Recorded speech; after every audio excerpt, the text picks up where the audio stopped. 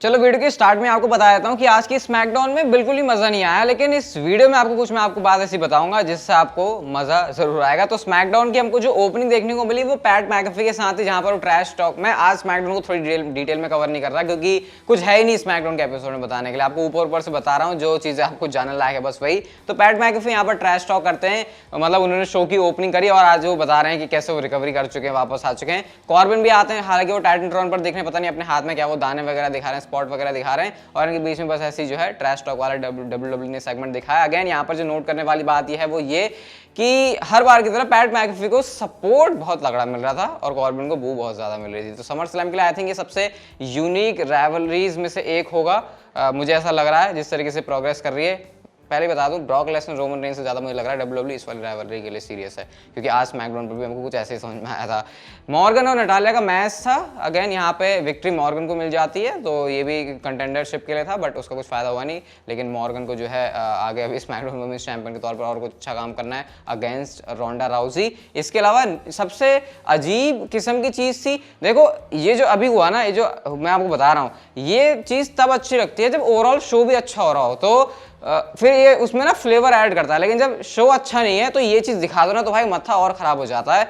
New day Viking readers की तरह बन के आए हुए थे और उनकी तरफ वो कर रहे हैं, उनकी तरफ मजाक उड़ा रहे हैं। एंड में वाइकिंग रेडर्स भी आ गए, लेकिन जिंदर और शैंकी उनके ऊपर चिपक गए और उसके बाद जो है चार बंदे एक मतलब कह सकते हैं एक तरफ हो गए थे और वाइकिंग रेडर्स अलग हो गए। उसके बाद रिंग में जो है नाच गाना चल रहा है, शैंकी नाच रहे, न्यू डे नाच रहे हैं और जिंदर बस देख रहे हैं कि ये नाच क्यों रहे हैं। तो उस समय जो रिएक्शन जिंदर का था, एक्चुअल में मेरा भी वही रिएक्शन था। हालांकि जिंदर महाल तो करेक्टर में रहकर निकाल रहे थे रिएक्शन, लेकिन मेरा सच में वही रिएक्शन था कि ये चल क्या रहा है। तो मैंने आपसे कहा नहीं कि जब शो अच्छा नहीं होता तो ऐसी चीजें अगर हो जाए तो फिर वो बिल्कुल ही वाहियात लगती है। ऐसा लगता है ये हमने क्यों ही शो देखा, क्यों हमने अपनी लाइफ के ये जो है कुछ मिनट्स यहाँ पे बर्बाद कर दिए। तो इस सेगमेंट को देख के भाई मुझे तो पूरी ये वाली फीलिंग आई। इसके बाद मैकइंटायर और रिज हॉलैंड का मैच था। अगेन भाई हर एक चीज में आज जो डब्ल्यूडब्ल्यूई के स्मैकडाउन के शो पे हुई है कुछ ना कुछ क्या बड़ी गलतियां थी और छोटी मोटी गलतियां तो तमाम थी।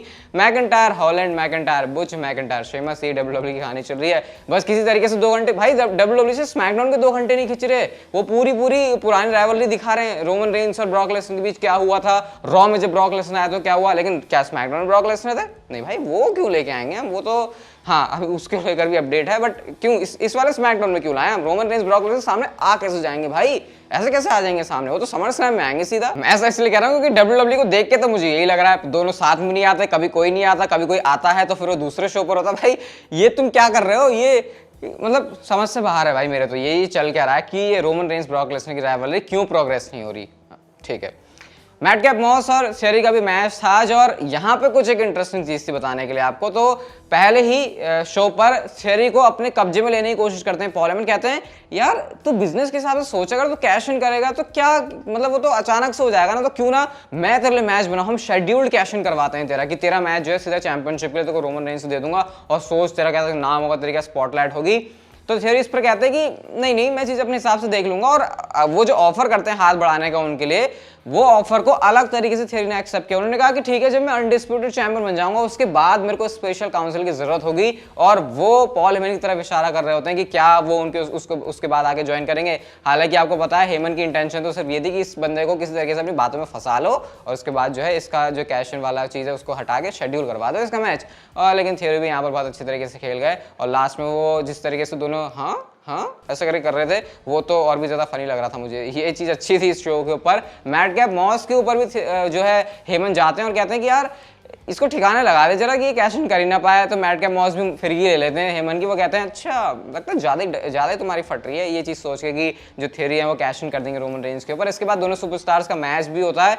डिस्क्वालिफिकेशन से यहाँ पर रिजल्ट निकलता है क्योंकि थ्योरी ने अपना जो ब्रीफ केस है मैट कैप मॉस के ऊपर फोड़ दिया। उसके बाद थ्योरी जाके फिर से कह रहे होते हैं कि वो कैश इन करेंगे, वन डिस्प्यूटेड चैंपियन बनेंगे। सैमी ज़ेन आते थे ऑनररी ऊस, वो कहते हैं भाई तो रोमन रेंस कैसे बेइज्जती नहीं कर सकता, और उन्होंने जो है हाथ में वो स्लिंग पहना हुआ था। तो वो कहते हैं भाई तेरा एक हाथ तो वैसे टूटा हुआ है, तू क्या करेगा। तो इतने में जो उसोस का म्यूजिक प्ले होता है, इस पर जो है थ्योरी को वहां से जाना पड़ जाता है, और जाना ऐसा भारी पड़ा कि पीछे आकर मैट कैप मॉस ने उनको लपेट दिया। तो मैट कैप मॉस थ्योरी को एक साथ देख के सही लग रहा है क्योंकि दोनों राइजिंग सुपरस्टार है इस समय। हालांकि थ्योरी थोड़ा सा आगे है उनसे अगर हम पुश करने की डब्ल्यूडब्ल्यूई की तरफ से पुश मिलने की बात करें, बट हाँ इनको देख के मजा आया। और ये मैं कह सकता हूँ एक बात ऐसी चीज थी इसको शो में देख के लगा कि हाँ चलो ये ठीक है, एक चीज तो ठीक हुई, मतलब एक ही चीज ठीक कह रहा हूँ मैं, सोचो 2 घंटे में। फिर मेन इवेंट के अंदर Jimmy Uso and Angelo Dawkins का मैच था।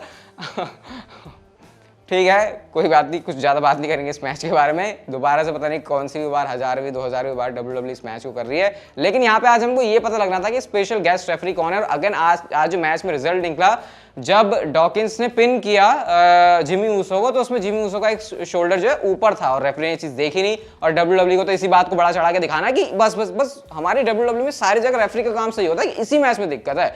तो वाली स्टोलाइन की चल रही है ना, तो इस पर एडम पियर्स आकर कहते हैं कि चलो जो हुआ वैसे हुआ। अब special guest referee summer slam में जो होगा वो कोई और नहीं बल्कि जेफ जैरेट हैं। तो डबल जे हमको वापस देखने को मिलेंगे WWE प्रोग्रामिंग में बहुत टाइम के बाद। लेकिन मेहनत इतनी भी नहीं हुई कि जेफ जैरेट को शो पर लेके आ जाएं। तो इससे आप देख सकते हो कितना आज WWE ने स्मैकडाउन के शो पर इनपुट डाला है। मैं सही बता रहा हूं, अगर आपको ऐसा लग रहा है ना कि मैं जबरदस्ती की स्मैकडाउन में कोई कमियां निकालने की कोशिश कर रहा हूं, तो भाई आप बिल्कुल गलत सोच रहे हो। क्योंकि मैं अगर कुछ भी पॉजिटिव चीज होती है शो के ऊपर तो उसको ज्यादा ही पॉजिटिव तरीके से बताया था। हाँ, नेगेटिव को मैं शायद नेगेटिव ना बताऊं, ये मैंने खुद अपने उसमें देखा है इतना। लेकिन ये जो आज का स्मैकडाउन था भाई, वो कहीं से भी झेलने लायक नहीं था बिल्कुल भी। होता तो शायद आपको रिव्यू वीडियो जल्दी देखने को मिल जाती, ये आप समझ जाना। अगर शो अच्छे हैं तो आपको रिव्यू वीडियो जल्दी भी देखने को मिल जाएगी। खैर, ये स्मैकडाउन की बात थी, लेकिन कुछ और बातें आपको बताने के लिए जो कि डेफिनेटली आपको कुछ अच्छी वाइब्स दे सकती हैं।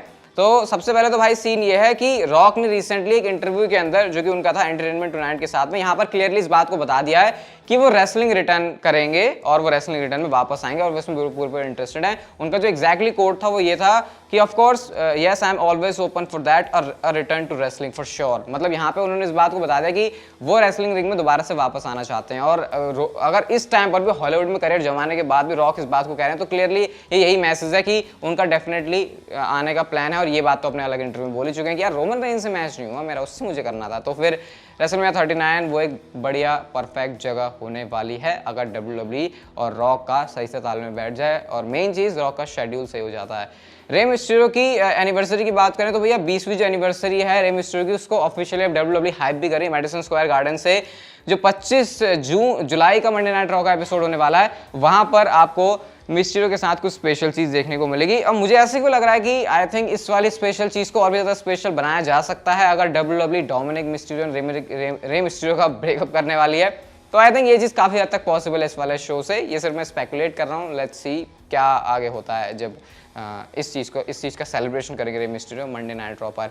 पिछले कुछ समर स्लैम को उठाकर देखें तो आप लोग इस ग्राफिक के अंदर देख सकते हो, यहाँ पे हमको हर साल कोई एक मेजर रिटर्न देखने को मिला ही है। और जब मैं मेजर रिटर्न की बात कर रहा हूँ तो एक्चुअल में ये मेजर रिटर्न ही है। जैसे 2019 का देखो तो भैया एज की तरफ से आई थिंक अलायस को उन्होंने स्पीयर मारा था, वो वाला सीन है। तो उससे हमको पहली बार पता चला था कि हाँ, एज अब दोबारा से रेसलिंग रिंग में वापस आएंगे। फिर रोमन रेंज का रिटर्न हुआ 2020 में, वो तो हमको पता ही है कितना कमाल का था। उसके बाद उनका जो कैरेक्टर वो चेंज हुआ।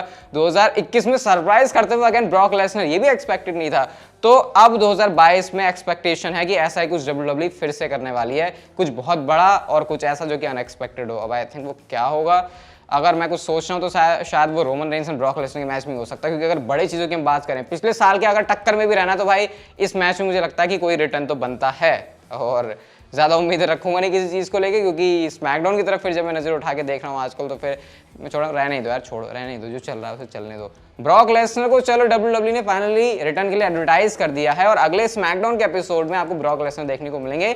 अब क्या रोमन रेंस देखने को मिलेंगे, यही मेरा सवाल है। क्योंकि दोनों बंदे तो अपने अलग अलग शो पर आ रहे हैं और कभी तो आ ही नहीं रहे हैं। तो अगले स्मैकडाउन के एपिसोड में ब्रॉक लेसनर आएंगे, तो देखते हैं फिर क्या रोमन रेंस उनके सामने होंगे। इस बार नहीं हुए तो फिर तो छोड़ो ही भाई। एक और रिटर्न मैं आपको बताता हूँ जो कि काफ़ी मेजर हो सकता है, और ये भी जैसे रे मिस्टीरियो की एनिवर्सरी का है, जैसे हमने अभी जॉन सीना की एनिवर्सरी देखी, उसी से ही थोड़ा थोड़ा सिमिलर है। 22 सितंबर 1997 सॉल्ट लेक सिटी वो जगह है जहाँ पर गोल्डबर्ग ने डेब्यू किया था, अपना कदम रखा था रेसलिंग के अंदर। उनका जो पहला मैच है वो था। और गाइस इंटरेस्टिंग बात पता क्या है, 23 सितंबर को जो स्मैकडाउन का एपिसोड होने वाला है वो भी सॉल्ट लेक सिटी से होने वाला है। यानी कि 25 साल गोल्डबर्ग के पूरे भी होंगे रेसलिंग इंडस्ट्री में आकर, और उसी जगह पर जहां पर उन्होंने अपना पहला मैच हासिल करा था। तो ये जो आप कह सकते हो दो चीजें, वो कहते हैं नहीं फुल सर्कल होती है चीजें, तो कहीं ना कहीं ये देख के लग रहा है कि जो हिस्टोरिकल इवेंट्स हैं वो सेम जगह भी है और सेम डेट भी है।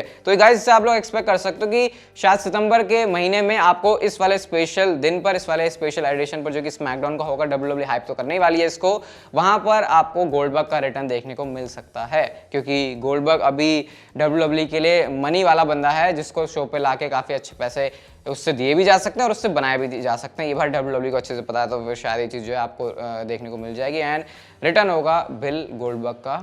कुछ है आपके दिमाग में आइडिया कि क्या हो सकता है, मतलब कुछ है आइडिया अगर गोल्डबर्ग आते हैं वापस तो क्या पॉसिबल उनके लिए अपोनेंट्स होने चाहिए? बाकी आज की जो वीडियो थी वहीं तक की थी, अच्छी लगी तो like share subscribe notification bell को ऑन कर दो and see you guys in my next video.